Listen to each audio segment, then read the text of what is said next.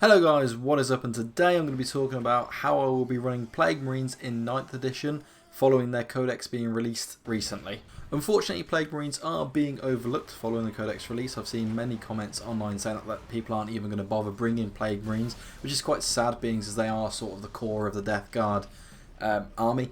Pardon the pun, but I will definitely be using Plague Marines because I think they're cool, and I think there is a place in the competitive Death Guard army for Plague Marines. So I will be running them in 3 different ways. So I'll use them as a shooter unit, a bolter spam unit, or a melee unit. This change in the way that I run them is in response to how Games Workshop want you to now run the units of Plague Marines, because they have made it so the unit composition on the tabletop is more reflective of what you get in the box. So you are limited in the number of models with special weapons you can take, depending on how many you can get in the box. So you can only take 1 Blight Launcher per 5 Marines and 1 Plasma Gun per 5 Marines as an example. I will also be using these units in numbers of 10. I feel like if you run more than 10 Plague Marines, it becomes too much of a point sink, and then when they die or get tied up in a tar pit unit, you really do feel it. But I also think that 10 is an alright way to run them because they aren't really worried about blast weapons. Blast weapons are generally low strength weapons, and you're not really going to be worried about that on a Death Guard Plague Marine really, other than something like an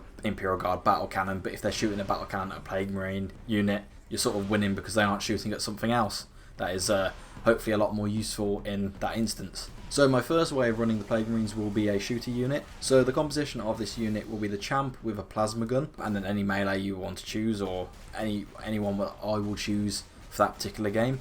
5 times bolter and knife Plague Marines just for wound allocation, because you don't want to be eating into your special weapon Death Guard Marine straight away. You want to pass it off onto the cheapest models possible once they start taking fire or melee hits. 2 plasma guns or melter guns depending on your opponent and how close you're planning for your Plague Marines to be on the battlefield. If you're planning on getting them right in the fray next to sort of high toughness or tanks, etc., melter guns are obviously particularly useful for this. Or if you're shooting against intercessors or mini marines from Space Marines, then a plasma will be very useful because high strength, high AP and flat 2 damage is excellent in this current meta. And then after the plasma or melter, I'll definitely be using 2 Blight Launchers, because Blight Launchers are just awesome. They're very unique to the Death Guard army, obviously, because no other army has them, and they are strength 6 minus 2/2, which is perfect for killing 2 wound models, and that is the meta at the moment. The next way I'll be running Plague Marines is bolt spam. So this unit configuration is very simple. So you have the champion with a bolt gun and knife, and then you have 9 other Plague Marines with bolt guns and knives. This is to maximise the bolt weapons in the unit, whilst also keeping in the rule of having 10 Plague Marines I have outlined earlier in this video. This unit really makes use of the Death Guard chapter tactic. So the Plague Marines can rapid fire at 24 inches even if they have moved, because the Death Guard chapter tactic counts them as standing still if they have moved, and therefore the Marines can then rapid fire the bolt gun weapons at maximum range, which is 24 inches. In addition to just the Plague Marine unit with the bolt guns, to really maximise this strategy, you would need a Talisman nearby to the unit with the Tollkeeper Relic. So the Tollkeeper Relic allows a core unit shooting within range of the Talisman to generate additional hits if they roll a hit roll of a 6. And then additionally, the Talisman can then put its own rule onto the Plague Marine unit, giving them +1 ballistic skill.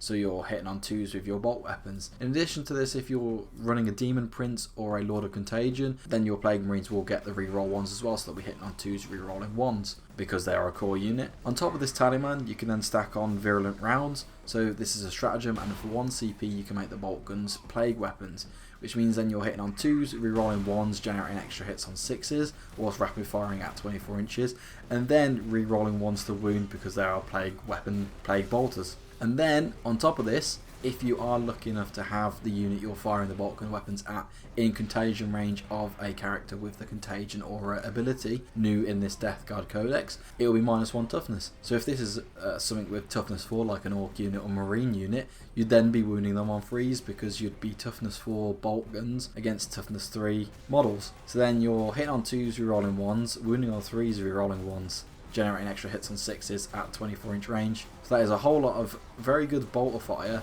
for not that much points, and that can be a very good way to hold mid-board objectives, especially against horde armies where they are working with high unit model counts but aren't actually that good at saving wounds. So you can definitely clear most of an Orc Boy horde or a Poxwalker horde if you're facing if you're in a Death Guard mirror match or something.